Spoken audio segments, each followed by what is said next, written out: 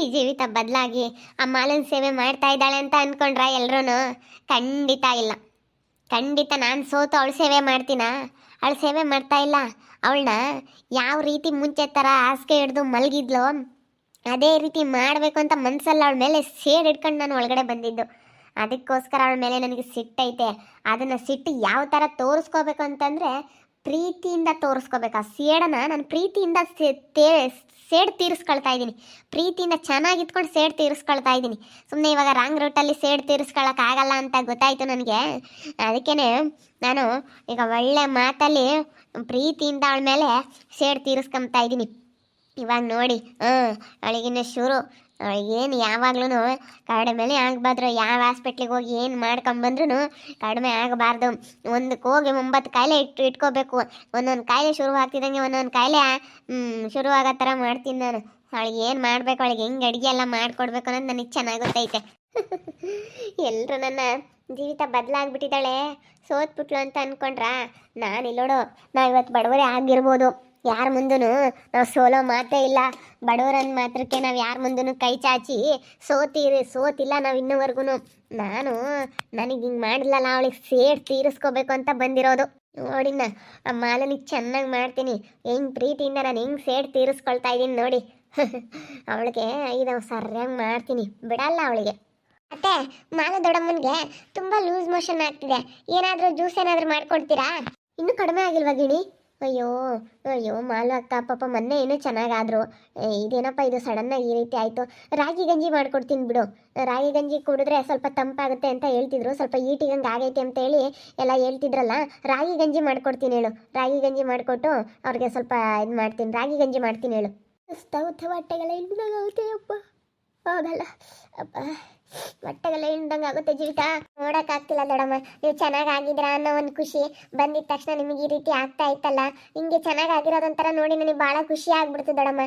ಆದರೆ ಇವಾಗ ಈ ರೀತಿ ನಿಮಗೆ ಸಮಸ್ಯೆ ಆಗಿರೋದು ನೋಡಿ ನನಗೆ ಒಂಥರ ಬೇಜಾರಾದಂಗೆ ಆಗ್ತೈತೆ. ಸಖತ್ತು ಬೇಜಾರಾಗುತ್ತೆ ದೊಡ್ಡಮ್ಮ ನನಗೆ. ಏನು ಮಾಡೋಣ ಆಸ್ಪತ್ರೆಗೆ ಹೋಗ್ಬರ್ಬೇಕಾಗಿತ್ತು ಜೀವಿತ. ಆಸ್ಪತ್ರೆಗೆ ಇನ್ನೊಂದ್ಸತಿ ಹೋಗೋಣ ಬಚ್ಚೇನಮ್ಮ ಹಾಸ್ಪಿಟ್ಲಿಗ? ಸರಿ ಆಯ್ತಕ್ಕ, ಹೋಗೋಣ. ಇವಾಗ ರಾಗಿ ಗಂಜಿ ಮಾಡ್ಕೊಡ್ತೀನಿ. ರಾಗಿ ಗಂಜಿ ಕುಡಿದ್ಬಿಡಿ. ರಾಗಿ ಗಂಜಿ ಕುಡಿದು ಆಮೇಲೆ ಹಾಸ್ಪಿಟ್ಲಿಗೆ ಹೋಗೋಣ. ಅಲ್ಲೂ ಏನಾದರೂ ಬಾಟ್ಲು ಗಿಟ್ಲು ಏನಾದರೂ ಹಾಕ್ತಾರೆ, ಹಾಕಿಸ್ಕೊಂಡು ಬರೋಕ್ಕಾಗುತ್ತೆ. ರಾಗಿ ಗಂಜಿ ಕುಡಿದ್ಬಿಡಿ. ರಾಗಿ ಗಂಜಿ ಕುಡಿದು ಹೋಗೋಣ ಹಾಸ್ಪಿಟ್ಲಿಗೆ, ಸರಿನಾ? ರಾಗಿ ಗಂಜಿ ಕುಡಿದು ಹೋದರೆ ಸ್ವಲ್ಪ ಹೊಟ್ಟೆಲಿ ಏನಾದರೂ ಇರುತ್ತಲ್ಲ. ನಿಮಗೆ ಹೊಟ್ಟೆಲಿ ಏನು ಇಲ್ಲ, ಇವಾಗ ಏನು ಊಟ ಮಾಡೋದಕ್ಕೆ ಇಷ್ಟ ಆಗ್ತಾ ಇಲ್ಲ, ನಿಮಗೆ ಹೊಟ್ಟೆ ಹಸು ಆಗ್ತಾ ಇಲ್ಲ. ಅದಕ್ಕೋಸ್ಕರ ಸ್ವಲ್ಪ ರಾಗಿ ಗಂಜಿ ಮಾಡ್ಕೊಡ್ತೀನಿ. ರಾಗಿ ಗಂಜಿ ಮಾಡಿಕೊಟ್ರೆ ಕುಡಿದು ಹೋದರೆ ಸ್ವಲ್ಪ ಮೇಲಾಗುತ್ತೆ.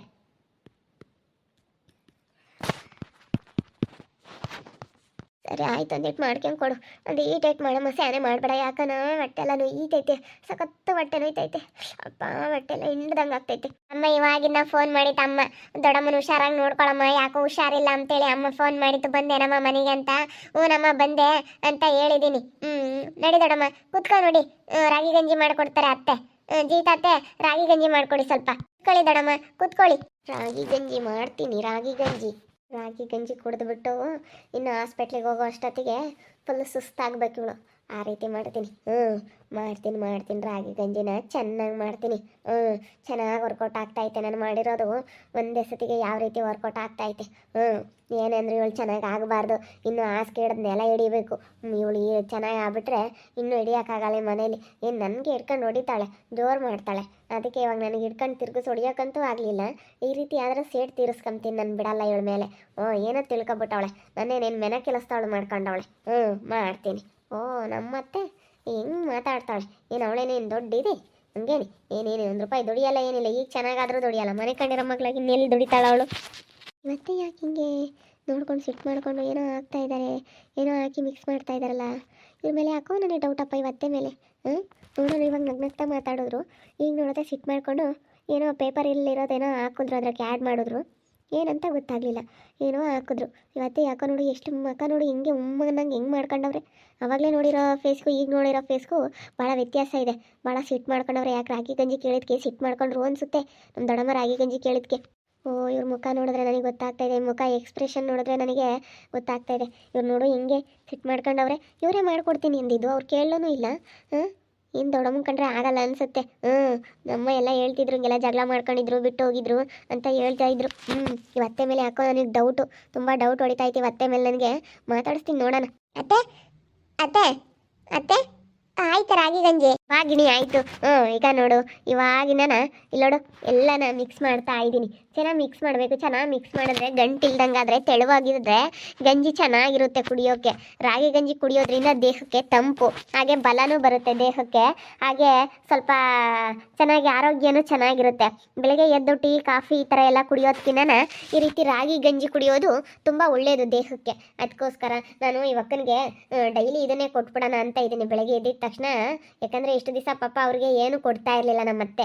ಯಾಕಂದರೆ ಮಲ್ಕೊಂಡಿರೋ ಮಗಳಿಗೆ ಮಲ್ಕೊಂಡಿರ್ತಾರೆ ಅಂತ ಜಾಸ್ತಿ ಅತಿಯಾಗಿ ಏನೂ ತಿನ್ನಿಸ್ತಾ ಇರಲಿಲ್ಲ. ಜೀರ್ಣ ಆಗದೆ ಇಲ್ಲದಂಥದ್ದು ಏನೂ ಕೊಡ್ತಾ ಇರಲಿಲ್ಲ. ಹಾಗೆ ಏನು ಅವ್ರಿಗೆ ಅಷ್ಟೊಂದು ಕೊಡ್ತಾ ಇರಲಿಲ್ಲ. ಅನ್ನ ಮೆತ್ತಗೆ ಮಾಡಿಬಿಟ್ಟು ಅನ್ನ ಸಾಂಬಾರು ತಿನ್ನಿಸೋರು ಅಷ್ಟು ಬಿಟ್ಟರೆ ನೇನು ದೋಸೆ ಅಂತ ಸ್ವಲ್ಪ ತಿನ್ನಿಸೋರು, ಇಡ್ಲಿ ತಿನ್ನಿಸೋರು, ಚಪಾತಿ ರೊಟ್ಟಿ ಈ ಥರ ಎಲ್ಲ ತಿನ್ನಿಸ್ತಾನೆ ಇರಲಿಲ್ಲ. ಅದಕ್ಕೆ ಇವಾಗ ಅವರು ತಿಂದುಬಿಟ್ರಲ್ಲ, ಅದು ದೇಹಕ್ಕೆ ಹೋಗ್ತಾ ಇಲ್ಲ. ಅದಕ್ಕೋಸ್ಕರ ಇವಾಗ ಅವರು ಸುಮ್ಮನೆ ಬೆಳಗ್ಗೆ ಟೈಮ್ ಟೀ ಕಾಫಿ ಎಲ್ಲ ಕುಡಿಯೋದಕ್ಕಿಂತ ರಾಗಿ ಗಂಜಿ ಕುಡಿಯೋದು ಬೆಸ್ಟ್. ಡೈಲಿ ರಾಗಿ ಗಂಜಿ ಮಾಡ್ಕೊಡ್ತೀನಿ ಕುಡಿಲಿ ಹೇಳು. ಇವಾಗ ಮುಖದ ಎಕ್ಸ್ಪ್ರೆಷನ್ನು ಬದಲಾಯಿತು. ಆವಾಗಲೇ ಮುಖ ಹೆಂಗಿತ್ತು ನನಗೆ ಗೊತ್ತಾಗ್ತಾ ಇದೆ. ತುಂಬ ಅಬ್ಸರ್ವ್ ಮಾಡ್ತಾ ಇದ್ದೀನಿ ಇವತ್ತೆ ನಾನು ಬಂದಾಗಿಂದಲೂ. ನನಗೆ ಯಾಕೋ ಇವತ್ತೆ ಮೇಲೆ ತುಂಬ ಡೌಟ್ ಹೊಡಿತಾ ಇದೆ. ತುಂಬ ಡೌಟ್ ಬರ್ತಾ ಇದೆ ನನಗೆ. ಇವತ್ತೆ ನೋಡ್ತಾ ಇದ್ರೆ ಒಂಥರ ಏನಿದು ಇವತ್ತೆ ಮುಖ ಎಕ್ಸ್ಪ್ರೆಷನ್ನು ಮನಸ್ಸಲ್ಲಿ ಏನೋ ಇಟ್ಕೊಂಡಿದ್ದಾರೆ. ನೋಡಿದ ತಕ್ಷಣ ಹೇಳ್ಬೋದು.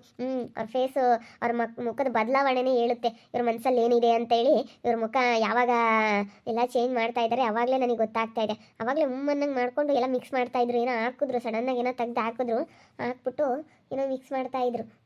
ಮುಖ ಆವಾಗಲೇ ಹಿಂಗಿತ್ತು. ಈಗ ನೋಡ್ರಿ ನಾನು ಮಾತಾಡ್ಸಿದ್ಕೆ ಯಾವ ಥರ ನಾಟಕ ಆಡ್ತಾ ಇದ್ದಾರೆ. ಇವತ್ತೆ ಮೇಲೆ ಯಾಕೋ ನನಗೆ ತುಂಬ ಡೌಟ್ ಬರ್ತಾಯಿದೆ. ನೋಡೋಣ ಅಬ್ಸರ್ವ್ ಮಾಡ್ತಾ ಇರ್ತೀನಿ. ಇವತ್ತೇ ನಮ್ಮ ದೊಡ್ಡಮ್ಮನ ಕಂಡ್ರೆ ಆಗಲ್ಲ ಇವತ್ತೆಗೆ. ಸುಮ್ಮನೆ ಮನಸ್ಸಲ್ಲಿ ಏನೋ ಇಟ್ಕೊಂಡಿದ್ದಾರೆ ಅಂತ ಅನ್ನಿಸ್ತಾ ಐತೆ ನನಗೆ. ತುಂಬ ಚೆನ್ನಾಗಿ ನೋಡ್ಕೊತೀರಲ್ವೇನತ್ತೆ ನೀವು ಮಾನು ದೊಡ್ಡಮ್ಮನ? ನಿಜ ನನಗೆ ತುಂಬ ಖುಷಿ. ಫಸ್ಟ್ ಟೈಮ್ ನಿಮ್ಮನ್ನು ನೋಡ್ತಾ ಇರೋದು ನಾನು. ಇಲ್ಲಿವರೆಗೂ ಏನು ಬಂದಿಲ್ಲ. ಅಮ್ಮ ಫೋನಲ್ಲೆಲ್ಲ ತೋರಿಸಿದ್ದಾರೆ, ಫೋನಲ್ಲೆಲ್ಲ ಫೋಟೋ ಕಳಿಸಿದ್ದಾರೆ ನನಗೆ. ನಿಜ ನೀವು ತುಂಬ ಚೆನ್ನಾಗಿ ನೋಡ್ಕೊಳ್ತೀರಾ. ತುಂಬ ಒಳ್ಳೆಯವರು ಅತ್ತೆ ನೀವು.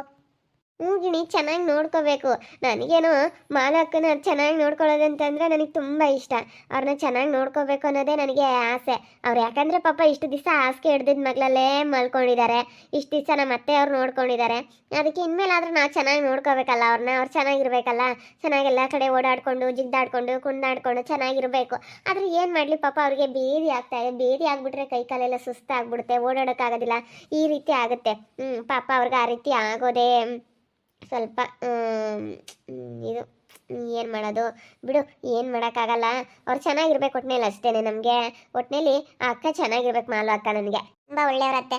ಇಂಥ ಕಾಲದಲ್ಲಿ ಇಷ್ಟು ಚೆನ್ನಾಗಿ ನೋಡ್ಕೊಳ್ಳೋ ಅಂಥವ್ರು ನಿಮ್ಮಂಥವ್ರು ಸಿಗೋದು ಅಪರೂಪ ಅತ್ತೆ. ನಿಜ ನನಗೆ ತುಂಬ ಖುಷಿ ಆಗುತ್ತೆ. ನೀವು ತುಂಬ ಒಳ್ಳೆಯವ್ರತ್ತೆ, ತುಂಬ ಒಳ್ಳೆಯವ್ರತ್ತೆ ನೀವು.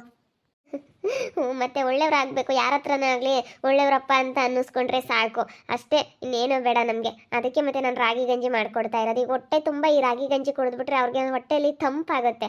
ತಂಪಾಗೋದ್ರಿಂದ ಎಷ್ಟೋ ಸ್ವಲ್ಪ ಲೂಸ್ ಮೋಷನ್ ಎಲ್ಲ ಕಡಿಮೆ ಆಗುತ್ತೆ, ಹೊಟ್ಟೆ ನೋವು ಕಡಿಮೆ ಆಗುತ್ತೆ, ದೇಹ ತಂಪಾಗುತ್ತೆ. ಅದಕ್ಕೋಸ್ಕರ ಈ ರೀತಿ ರಾಗಿ ಅಂಬ್ಲಿ ಮಾಡಿಕೊಡ್ತಾ ಇರೋದು ತುಂಬ ಒಳ್ಳೆಯದು ದೇಹಕ್ಕೆ. ಇದು ನೀನು ಒಂದು ಲೋಟ ತಗೋಬೇಕಾದ್ರೆ ಮಾಡಿಕೊಡ್ತೀನಿ. ತುಂಬ ಚೆನ್ನಾಗಿರುತ್ತೆ. ಬೆಳಗ್ಗೆ ಟೈಮೆಲ್ಲ ಈ ರೀತಿ ಖಾಲಿ ಹೊಟ್ಟೆಯಲ್ಲೇ ರಾಗಿ ಗಂಜಿ ಕುಡಿಯೋದ್ರಿಂದ ತುಂಬ ಒಳ್ಳೆಯದು ಗಿಣಿ. ನೀನು ಕುಡಿ ಗಿಣಿ. ಸರಿ ಆಯ್ತತ್ತೆ, ನಾನು ಇನ್ಮೇಲಿಂದ ಡೈಲಿ ಕುಡಿತೀನಿ. ಹೌದಾ, ನಿನಗಿನ್ನೂ ಎಷ್ಟು ದಿನ ರಜಾ ಇದೆ? ಚೆನ್ನಾಗಿ ಓದ್ತಾ ಇದೆಯಾ ನೀನು? ಏನು ಮುಗೀತಾ ಓದೋದೆಲ್ಲನಾ?